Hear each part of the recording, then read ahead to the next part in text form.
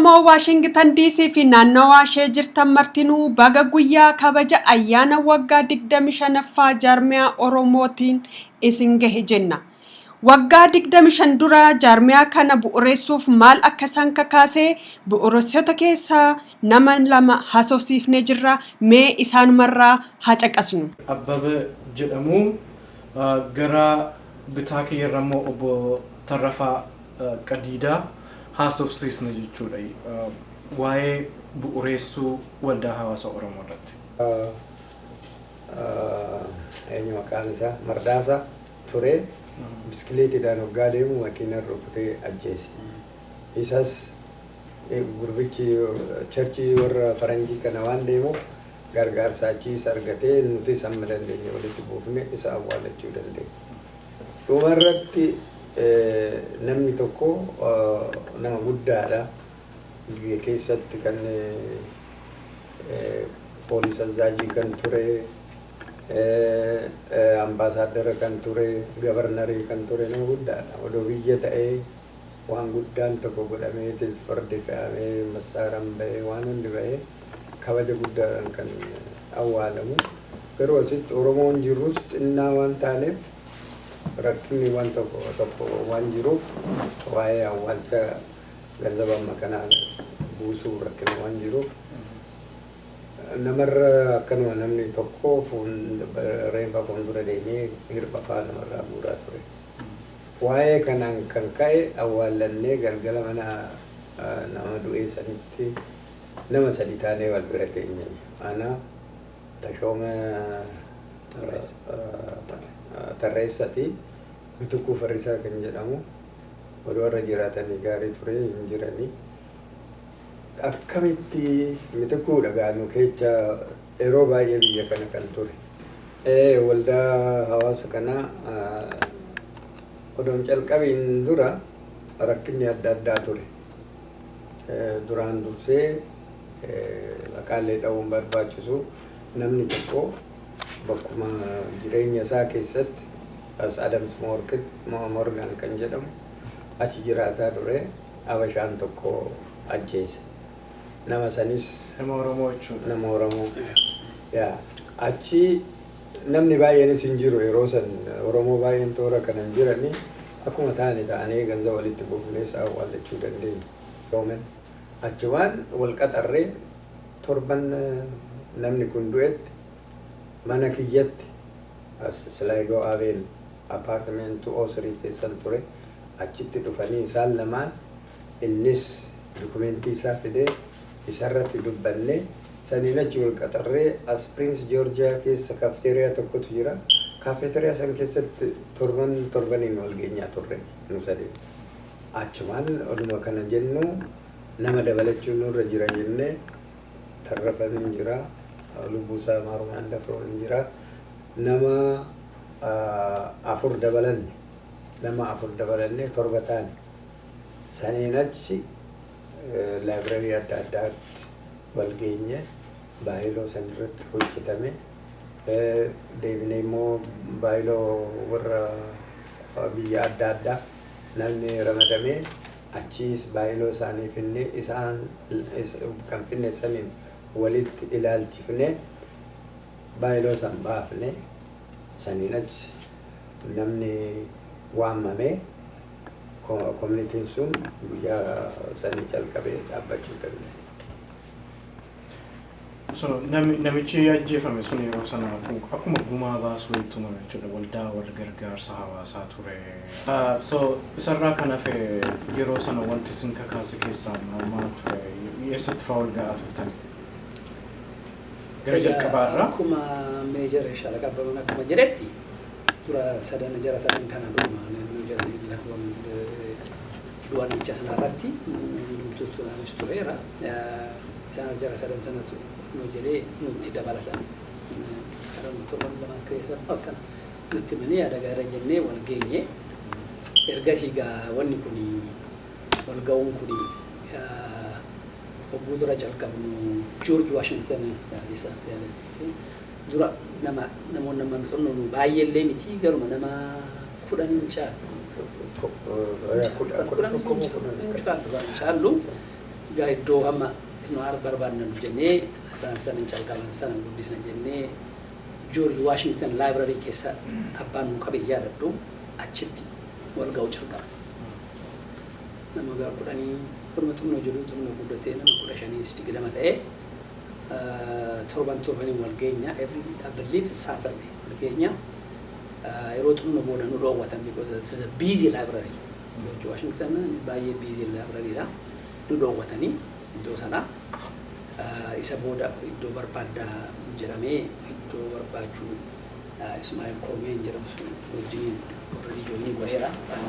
Sanarratti Ismaa'eel Prince Georgia County Library duuba Public Library duuba Prince Georgia County Mall achitti wal arguu caalfamne achitti xinnoo oduu jennu achi immoo isaanis baay'ee ta'uudhaan immoo tokko immoo as Montgomery County keessatti immoo ani arge Montgomery County keessatti waan jiraatu fi achi xinnoo akkuma wal geenyeen torban lama sadii caalu iddoo nu argani mana barnootaa tokko elementary school in Arlington Glebe Road achitti baay'ee ture achitti more organized wal goone meeqa turtan ጊዜ አቺ ገኙ ነምበሪን ገኘለ ባየቴ ባየ ሱልጣኒ ገርማ ነማ ድግደም ሸኔ ከነንታናማ በረከም ጋር ኩኒ 1988 ታይራ ማጋ ሱኒ 87 አማ 88 አርሊ 88 ዳ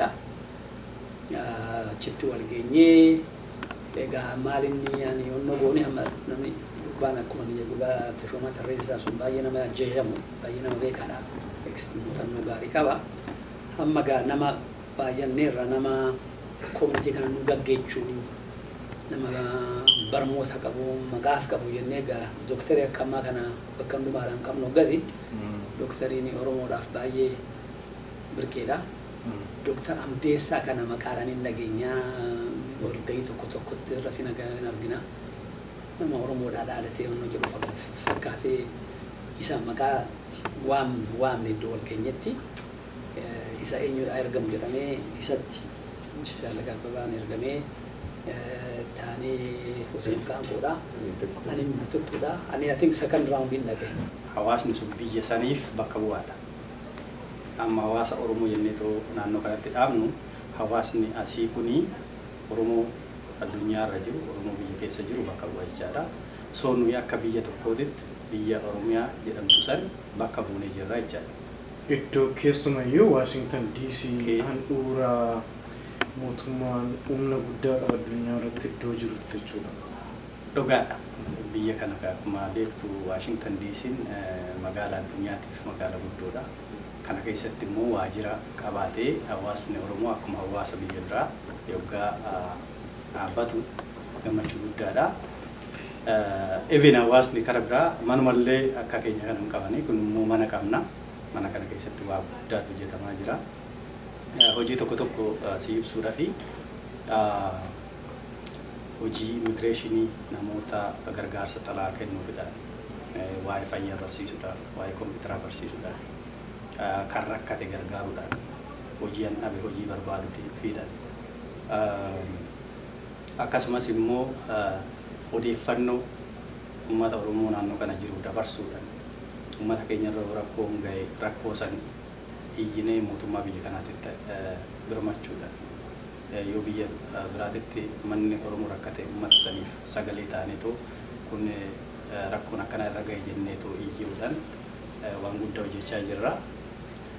Kana qophii guddaan keessattuu waan goonu amma keessattuu gaaffii fi deebiin kun kan ta'e waa'ee mana kanaatiif waa'ee mana kanaa amma gadi 25ffaa Oromoo community jedhameetu biyya kana keessatti erga dhaabbatee kunikaa umurii nama tokko jechuu dandeessa. Waggaa 25 jechaan waggaa salphaa miti.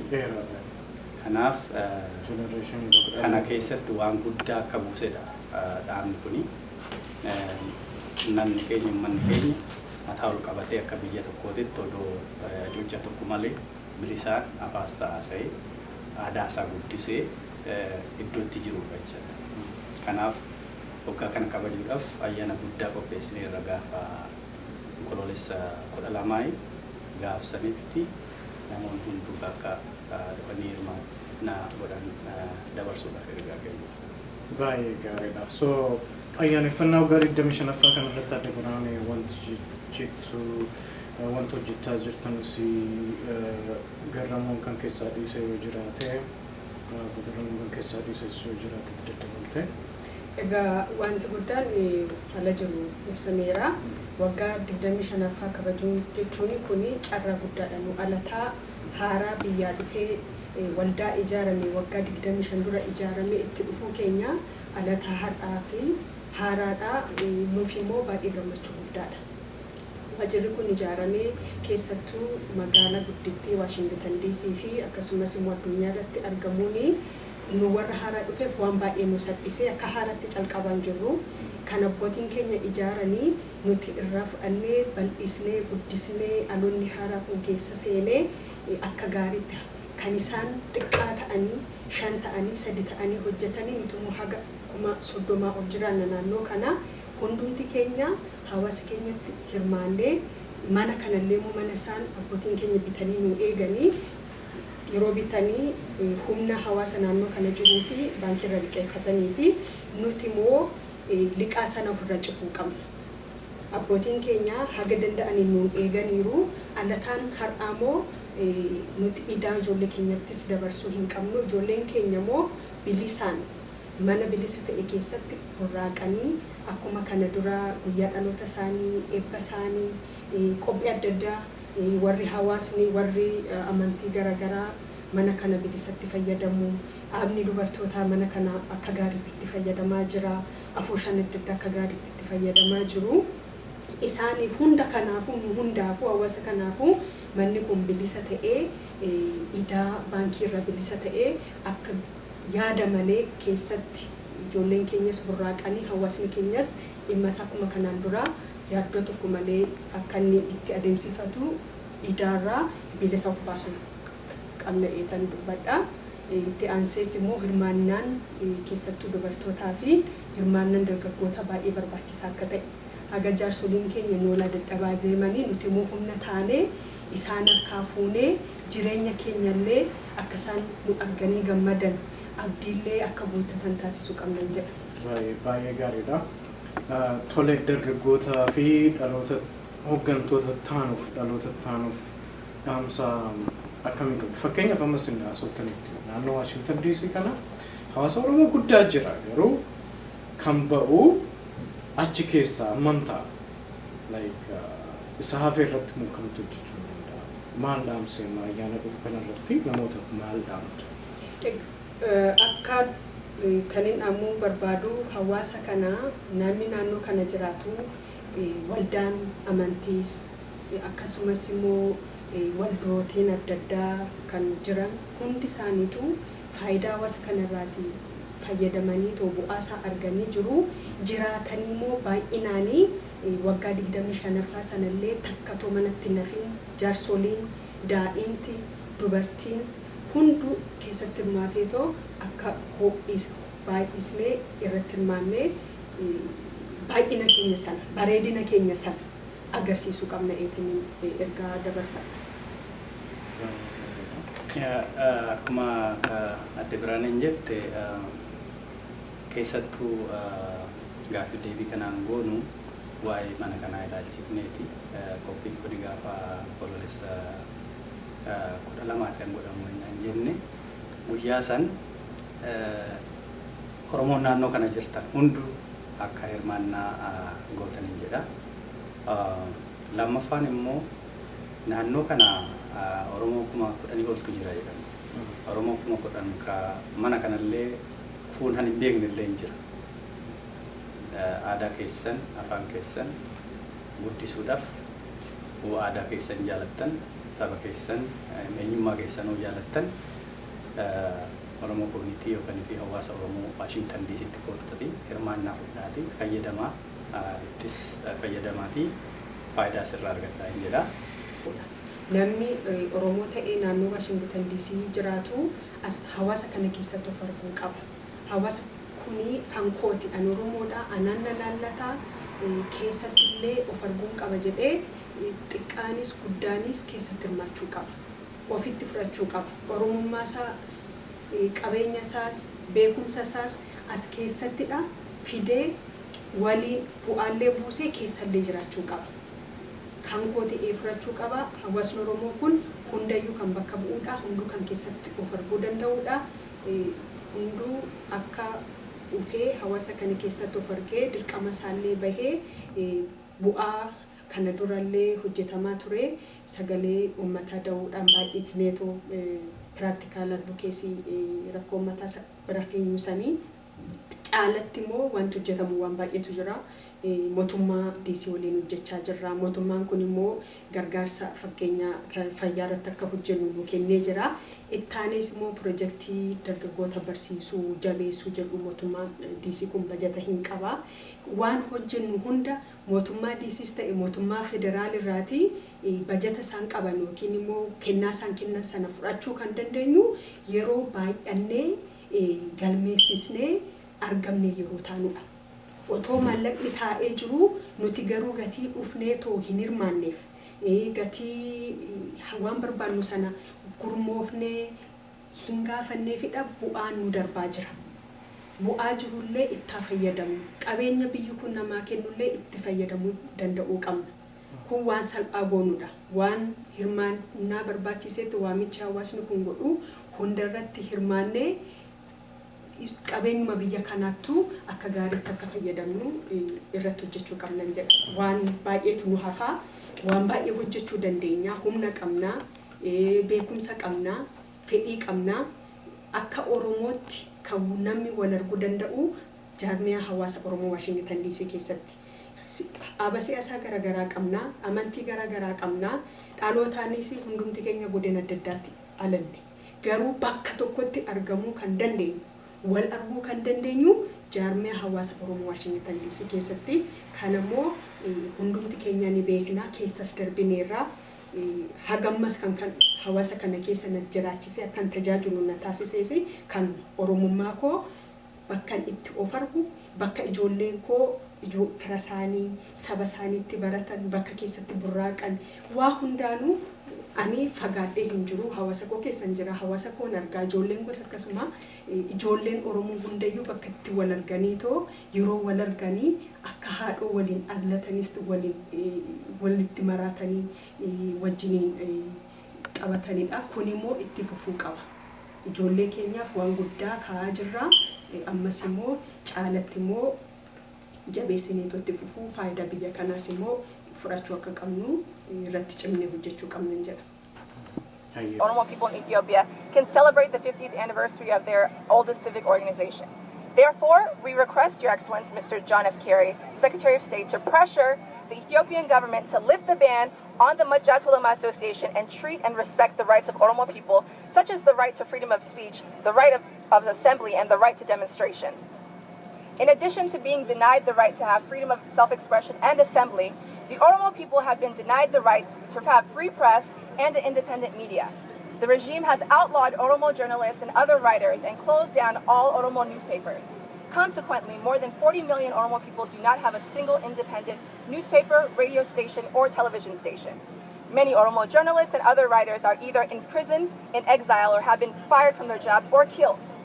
For instance, the government fired 20 Oromo journalists from the state-run Ethiopia and state-run Oromia radio and television last month in connection with the Oromo students' peaceful protest.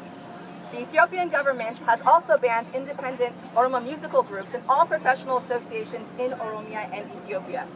The regime has totally prevented Oromo people from having autonomous associations and organizations and institutions in the 21st century. Furthermore, the regime has dominated and owned the economy of the people, particularly Oromo land and its valuable resources. These resources have been transferring from Oromo communities to Tigrayan officials, soldiers, and their collaborators, and targeting Oromo communities, individuals, leaders, and activists for opposing such draconian policies. While being supported by the U.S. government, the regime has been leasing Oromo land to China, Saudi Arabia, India, and other countries by evicting Oromo farmers at gunpoint. Recently, during the months of April and May of this year, Oromo students peacefully protested against the Addis Ababa Master Plan, a land policy intended to evict thousands of Oromo farmers in the towns and cities surrounding the capital city. The government's response was violence and gunfire. Security forces fired live ammunition to the protesting students and killed many protesters. For example, in the city of Ambo, BBC reported that the government security forces had killed at least 47 students. Protesters were also imprisoned, tortured, or disappeared. Many of the protesting students were also expelled from their universities and high schools, and other several families, relatives, and supporters of these students have been imprisoned or killed. Dear Mr. Secretary,